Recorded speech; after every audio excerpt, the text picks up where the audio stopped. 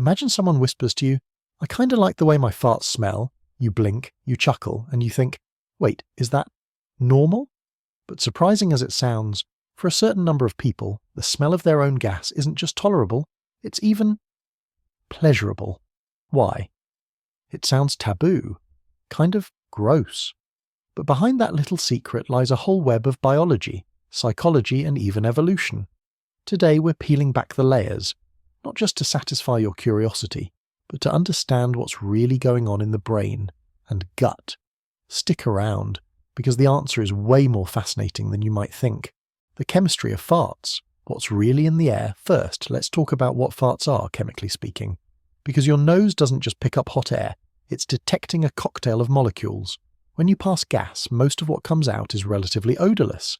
Nitrogen, oxygen, some methane, carbon dioxide. But the smell, that rotten egg or cabbage-like whiff, that's thanks to trace gases produced by bacteria in your gut. Key players, sulfur-containing compounds like hydrogen sulfide, methanethiol, and even dimethyl sulfide. Here's the twist. Not everyone produces the same mix. Your gut microbiome, the unique community of microbes inside you, strongly influences what gases are made.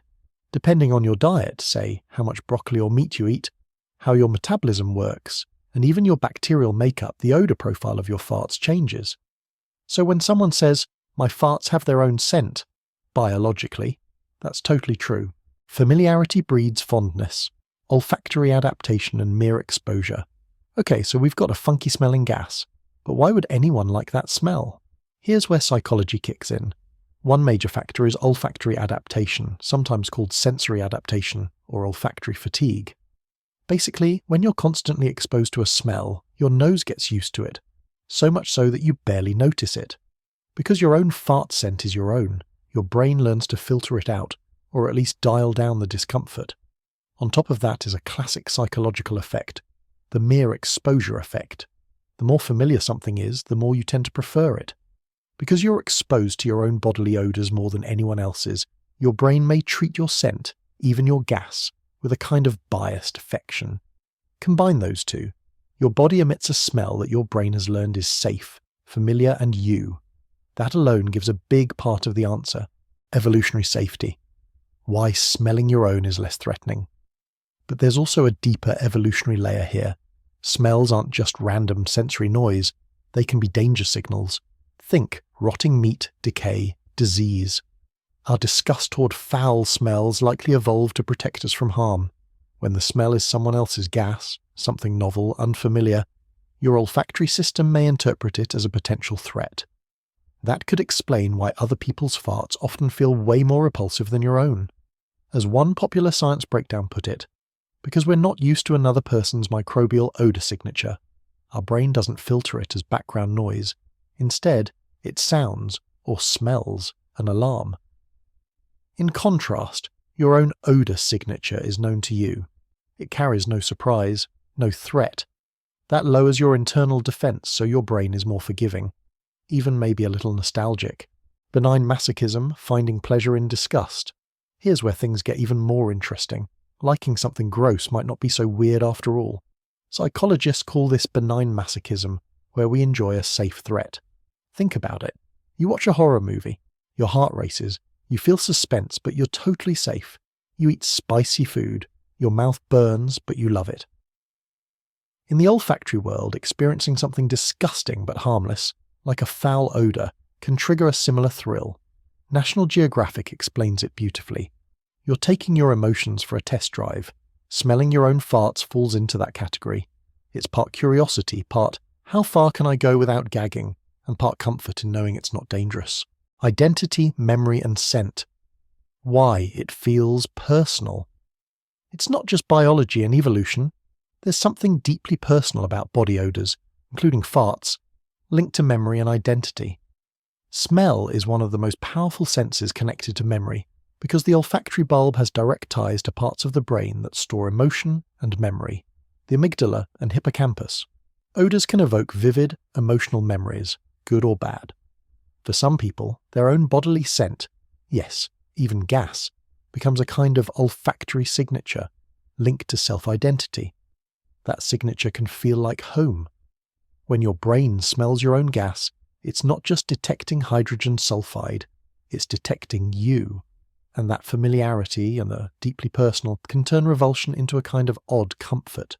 Rachel Sarah Hertz, a psychologist who studies scent, has explored how language, emotion and memory shape how we perceive smells. What smells like me to me might not smell like me to you.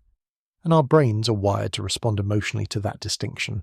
Beyond self, relationship, power and fetish dynamics. Now let's flip to a different and less talked about angle. What if someone likes the smell of other people's farts? This isn't just curiosity. In some circles, it's a fetish. Some people associate fart smelling with humiliation or power dynamics. In certain BDSM contexts, being forced to sniff someone else's gas can create feelings of control, dominance, submission and taboo, a potent mix. For others, it's about intimacy. There's something deeply vulnerable about farting around someone. If you find a partner's gas tolerable, or even alluring, it suggests a level of comfort that transcends social norms. And yes, there's often a learned component, positive associations. Maybe someone first encountered flatulence in a sexual or emotionally charged context. The smell became linked with arousal, attraction, or comfort. Over time, that association can become reinforced. The scent equals pleasure. Risks health and why the disgust mechanism matters. Before you go sniffing around for your next whiff, there's a reality check. Farts are not just funny or weird, they can carry risk. Studies and popular science sources have pointed out that flatulence isn't entirely innocent. Some farts can carry microbial particles, possibly including harmful pathogens, because of tiny droplets of fecal matter in the expelled gas. From an evolutionary standpoint, reacting strongly to unfamiliar fecal odours makes a lot of sense as a disease avoidance mechanism. So while finding your own gas mildly amusing, or strangely comforting, may be harmless, there's good reason why our disgust to others' gas evolved. To keep us safe. Variability of odour perception.